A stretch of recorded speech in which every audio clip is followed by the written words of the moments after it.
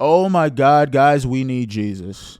We need Jesus. And can you guys imagine that there are people out there who think this is a great thing for sexual liberation? This is a sickness!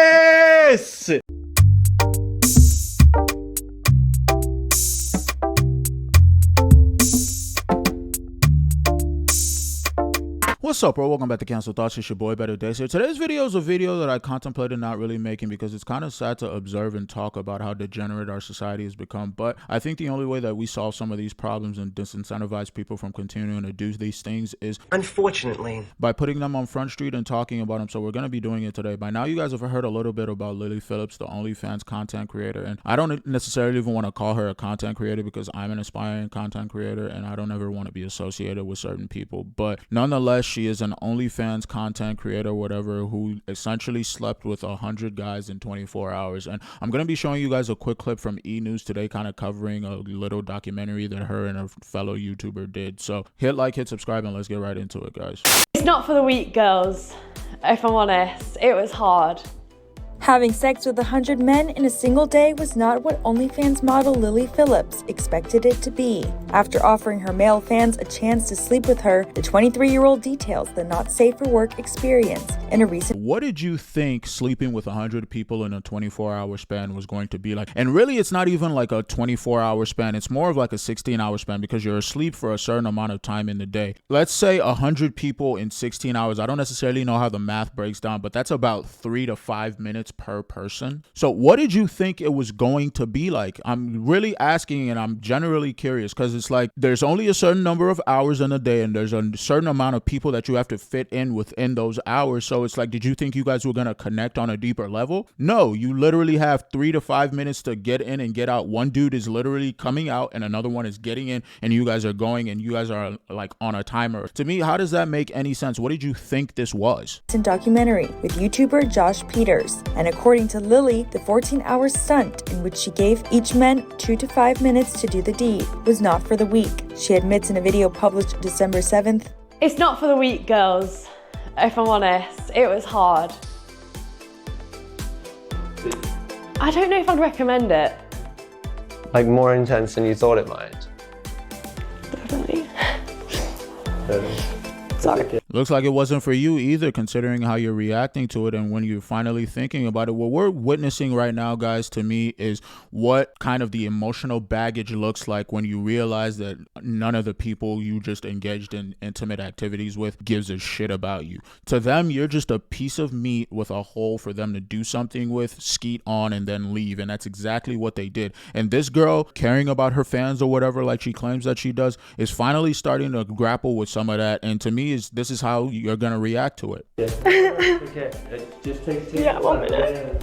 In fact, Lily had to excuse herself to cry in another room shortly after performing the feat, saying that it was definitely more intense than she thought. She can be seen getting emotional while explaining that she constantly feels pressure to give the men a good time. First and foremost, I want to know who that person was that was hugging her. I hope to God that was not her mother. Better not be. If her mother was in the same vicinity as her while she was doing this, there's a special place in hell for that person. I'm just going to put that out there now. But two, you are not a victim.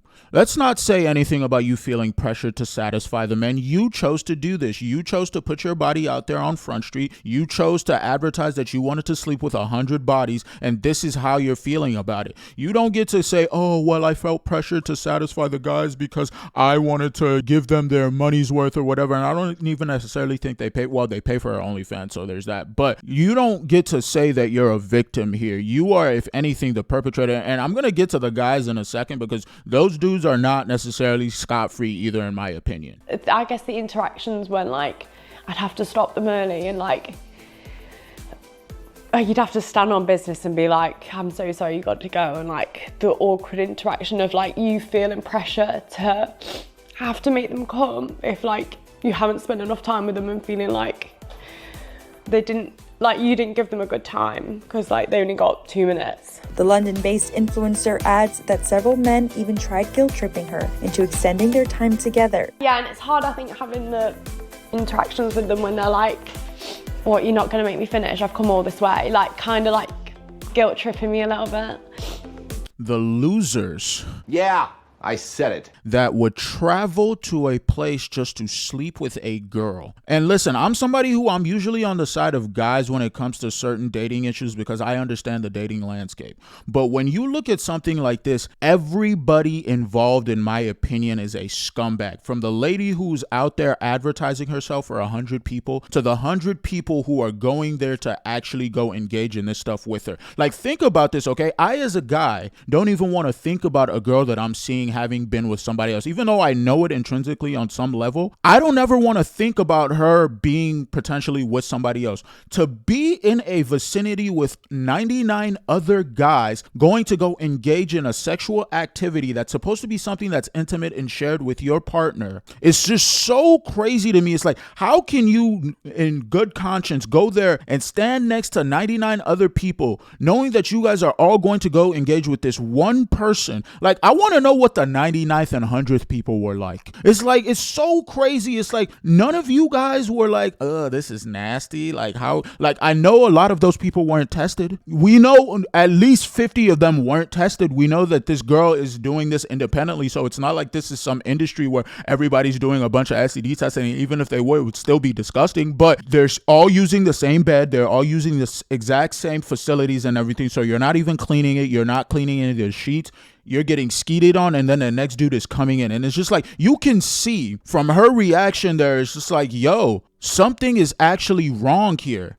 I think sometimes like feeling so like robotic, like by the, I think like the 30th, you know, like when we're getting on a bit, I've got like a routine of like how we're gonna do this. And like, it just, sometimes you'd like disassociate and be like, you know, like it's not like normal at all. And yeah, that's because sex is supposed to be something that's intimate with you and somebody you actually care about. And listen, I like sex just as much as the next guy, and I've engaged in sexual activities with people that I don't necessarily like either. It's not always fun. There is an intrinsic, and it's more important to women, and I guess it's something with you guys' biology and the fact that you guys are being the ones penetrated and being entered or whatever, but it is something to like actually be interested and be sexually, let's call it, aroused by the person that you're engaging with, as opposed to just complete strangers, especially when you're doing 100 of them in like 16 hours. That's going way too far. Like, what are we talking about here? That aside, where are her parents? Like, I need to understand, where is your father, who is supposed to be the one person in your life who's supposed to be the disciplinarian and go, yo, what the hell are you talking about? You're going to be an OnlyFans creator. What the hell are you talking about? You're going to be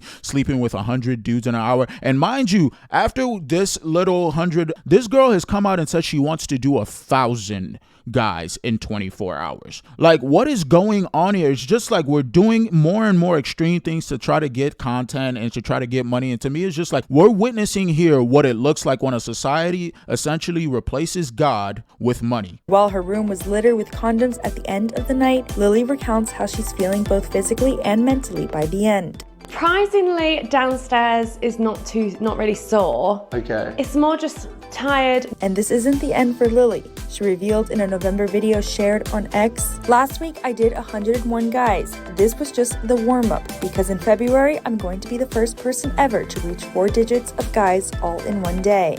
Oh my God, guys, we need Jesus. We need Jesus. And can you guys imagine that there are people out there who think this is a great thing for sexual liberation? This is a sickness. Can you imagine that there are people out there advocating for that? This girl, this is her choice. And listen, it is her choice and it is their choice to engage in this stuff. But can we be 100% honest about this? This is objectively disgusting. Did you guys see the blurred out image there at the end of the condoms and everything that were in her room? Imagine being the person that was walking in there and looking at that scene and going, oh, I want to go do this. It's just like, think about the mindset of those people who are going there to engage with this young girl who's 23 years old, who is still probably underdeveloped in her brain chemistry and all that, who doesn't necessarily know what kind of like ramifications can come from this. To go in there and go engage with her is something that's just so wild. It's so wild and preposterous that I don't necessarily understand how our society can even allow stuff like this to be monitored monetized. And OnlyFans to me is something that's just, it's such a disgusting platform. And to think about how people are making money off of it, and to think about how popular it's just become, it's an indictment on our society that we've become so degenerate. And I'm going to say this, okay? For her parents to be her parents, to just be doing stuff like this and watching her do stuff like this and going, we support you and we just want you to be safe. You need help. You need professional help. I just want to ask everybody this one question, okay? If your daughter or your son, because I don't necessarily even care, because I used to think that, and I still kind of do think that sex is obviously a different thing for men and women, but if your son or daughter was to engage in something like this, how would you react to it? If your son or daughter was to become an OnlyFans creator and they were trying to make all of this outrageous content or whatever, and I really blame people like Mr. Beast for this, because he was one of the people who popularized some of these insane things like, I slept underground, or I was buried alive, and now we're seeing it just manifest itself in this little OnlyFans stuff. But if you guys' son or daughter was to engage in OnlyFans and be a creator, how would you guys react? I know how I would react. Me personally, you're disowned. No child of mine is going to be engaging in any kind of sexual activity online or whatever. Listen, whatever you want to do within the confines of your relationship, none of my business. But if you're going to be besmirching my name and the name of my forefathers, you will be disowned. Any inheritance that was coming your way is going to be reallocated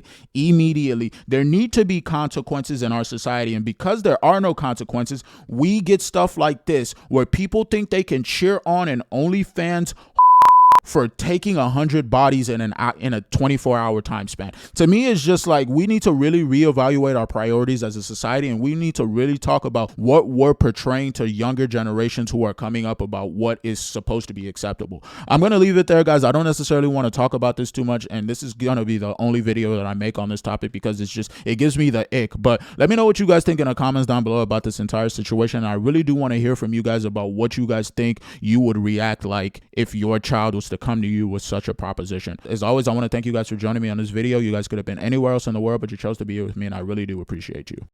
If you liked what you heard today, be sure to leave a like and subscribe to the channel. If you didn't like what you heard, thanks for watching the whole video. Consider leaving a comment in the comment section and telling me exactly what you disagreed with. Either way, thanks for joining me on this video, and I'll see you guys on the next one. Peace.